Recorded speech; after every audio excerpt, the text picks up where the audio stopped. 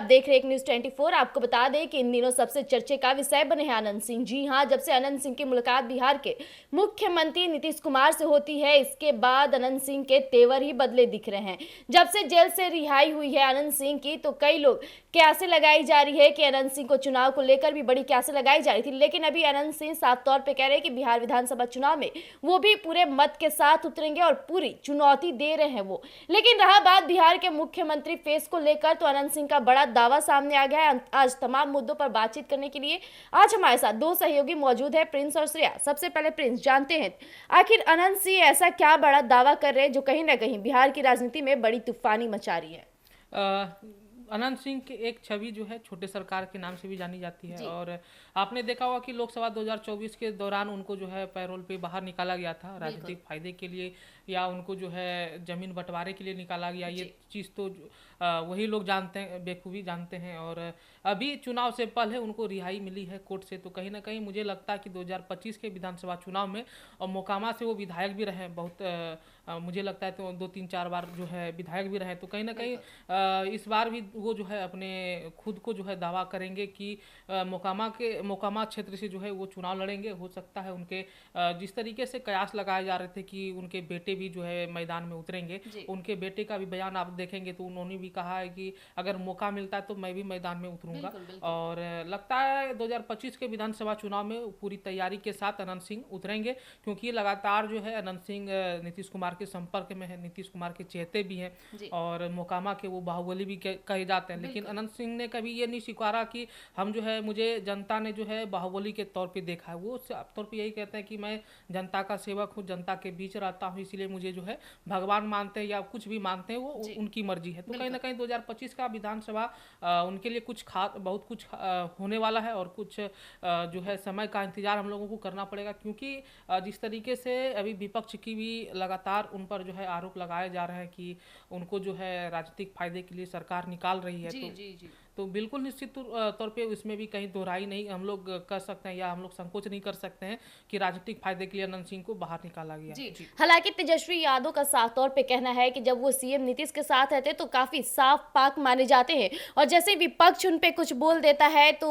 वो बुरा चला जाता है, उसका असर गलत हो जाता है। तो कहीं ना कहीं अनंत सिंह का भी बड़ा इस पे बोलबाला था। अनंत सिंह साफ तौर पे कह रहे थे कि ऐसा कुछ नहीं है, विपक्ष का काम है बोलना, वो बोलते रहते हैं। इस पर क्या कहना चाहेंगे आप? देखिए, विपक्ष का काम ही है विरोध करना, अच्छे चीज़ों को समर्थन करना, लेकिन अभी की राजनीति ऐसा है कि अपने फेस को, अपने पब्लिसिटी को पाने के लिए जो है, पब्लिसिटी को पाने के लिए जो है वो कुछ भी कर सकते हैं, अच्छे कामों को भी समर्थन नहीं करते हैं।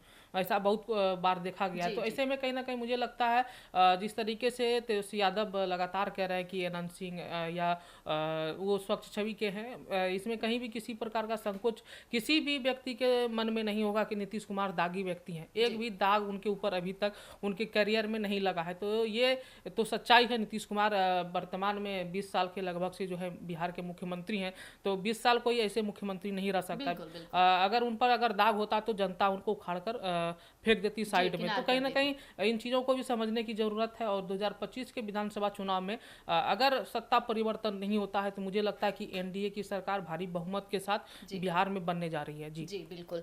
श्रेया, एक तरफ अनंत सिंह का दावा सामने आ रहा है, लगातार वो कहते रह रहे हैं कि बिहार के मुख्यमंत्री नीतीश कुमार कभी भी बदल नहीं सकते हैं, जनता का विश्वास है, जनता का भरोसा उनके साथ है। इस पर आप क्या कहना चाहेंगे? जी, नीतीश कुमार की सरकार की बात की जाए तो काफ़ी समय से वो बिहार में अपनी सरकार के साथ हैं, तो लोगों का एक भरोसा है उनके ऊपर।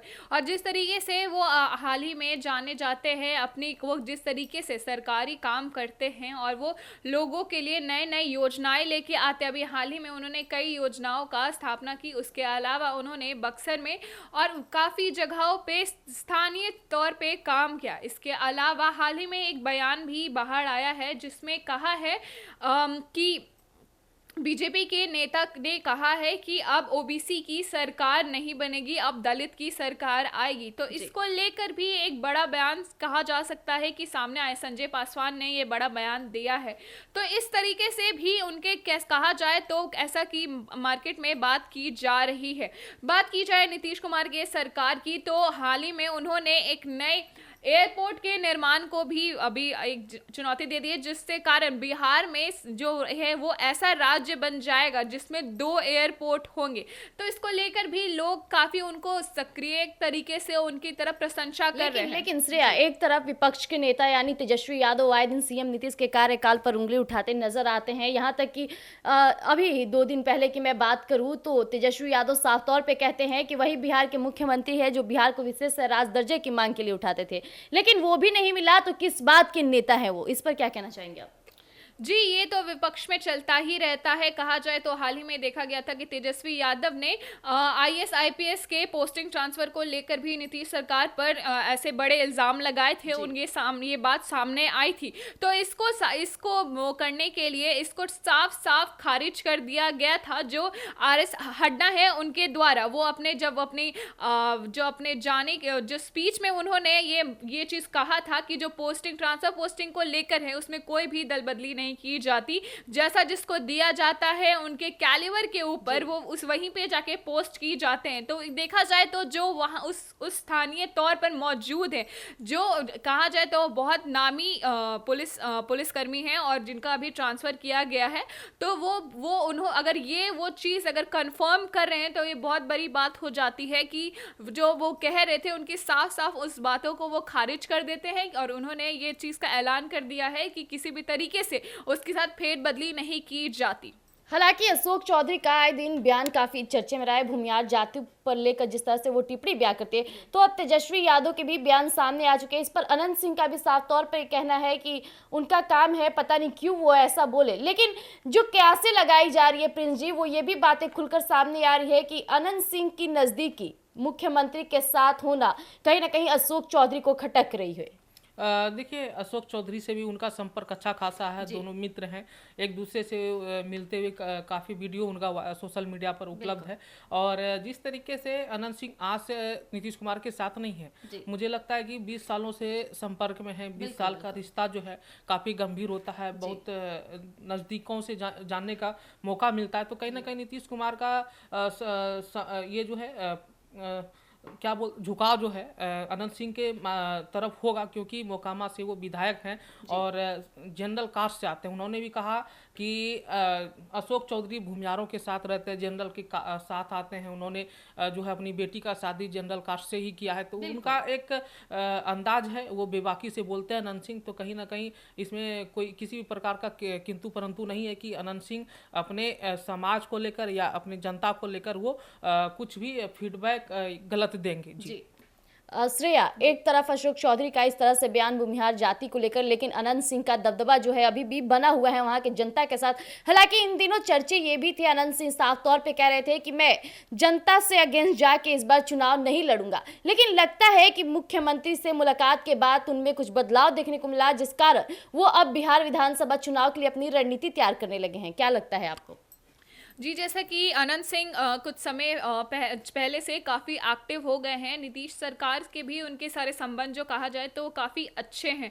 तो इसमें कोई दो राय नहीं है कि अगर वो वापस सरकार में आते हैं, अपनी राजनीति की ओर वो अगर वो अपनी कदम बढ़ाते हैं, तो उन्हें नीतीश सरकार का पूरा सपोर्ट मिलेगा। वो पूरी नीतीश सरकार उन्हें सपोर्ट करेगी। और इसके साथ ही साथ जैसे कि कहा जाए तो कि उन दोनों में मित्रता देखी जाती है, कहा जाता है कि उन दोनों का रिलेशन काफ़ी अच्छा है। तो अगर इस चीज़ पे बात की जाए तो कि उन्हें इस चीज़ से काफ़ी बेनिफिट होगा, काफ़ी मुनाफा मिलेगा। बात की जाए अशोक चौधरी की, तो हाल ही में जिस तरीके से उन्होंने भूमिहार जाति को लेकर बयानबाजी की है, वो लोगों में काफ़ी नापसंद किए जा रहे हैं। और इस पर कई नेता अपनी प्रकृतियाँ उनके खिलाफ सामने ला रहे हैं। जैसे हाल ही में कल रात ही जीताराम मांझी ने भी इस पर अपनी बयानबाजी की थी। उन्होंने कहा था, जिस तरीके से वो कहा है, जिस तरीके का बयान उन्होंने एक जातिवाद खड़ा कर दिया है, जिस तरीके से उन्हें एक जाति के इस तरीके से टारगेट किया है, वो काफ़ी गलत है और ये बहुत ही अमाननीय है। ये कभी करना भी नहीं चाहिए और ऐसा उन्हें बोलना नहीं चाहिए था, ऐसा भी उन्होंने कहा है। तो देखा जाए तो अशोक चौधरी जिस तरीके से जेडीयू अपने पार्टी में रह के उन्होंने जैसे कि उस पर नीरज कुमार ने भी इस पे बयानबाजी की थी और कहा था कि जिस तरीके से अशोक चौधरी ने ऐसा बयानबाजी करने के लिए जेडीयू का मंच को चुना था, उस तरीके से वो काफ़ी गलत है। और वो जो इंसान नीतीश कुमार को अपना मुख्यमंत्री मानता है, वो कभी भी ऐसा बात नहीं कह सकता। ये काफ़ी, कहा जाए तो ये काफ़ी गलत है और सामाजिक तौर पे भी और अपने मूल्य विश्वासों के लिए भी ये काफ़ी अलग है कि आप राजनीति में जातिवाद को लेके आते हैं। क्योंकि और नीरज कुमार ने आगे ये भी कहा था कि जिस तरीके से वो इस जातिवाद को लेके आए हैं, जो सारी जाति के लोग हैं वो नीतीश कुमार की सरकार को एक्सेप्ट करती है, उनको फॉलो करती है और सारे लोग जो है उनके साथ, उनको सारे लोग वोट दे के मिलकर। और जिस तरीके से अशोक चौधरी ने कहा था कि भूमिया जाति के लोग दल पर नहीं अपने दल, वो लोग दल पर नहीं जबकि अपनी जाति की प्रशंसा करते हैं, उनको सपोर्ट करते हैं, तो ये साफ साफ दिखता है कि वो किस तरीके से जेडीयू खुद इस बात को खारिज करती है और इस बात से वो कहती है कि उस तरीके का बयानबाजी करना वो काफ़ी गलत था। तो जी हाँ जी, तो जैसा कि अभी आपने सुना अनंत सिंह ने बड़े बातों को, हालांकि अनंत सिंह काफी बेबाक व्यक्ति हैं, बाहुबली नेता माने जाते हैं और जब से उनकी मुलाकात सीएम नीतीश से हुई है तब से उनके तेवर भी बदले नजर आते हैं। वो आए दिन कभी विपक्ष को आईना दिखाने का कार्य करे तो कभी कहा जाए तो मुख्यमंत्री नीतीश कुमार के सबसे खास व्यक्ति यानी अशोक चौधरी के बारे में भी बोलने से हिचकते नहीं है। लेकिन बिहार की राजनीति में क्या बड़े बदलाव वो लाएंगे वो देखने लायक होगा। तब तक के लिए आप बने रहिएगा एक न्यूज़ 24 पर। धन्यवाद।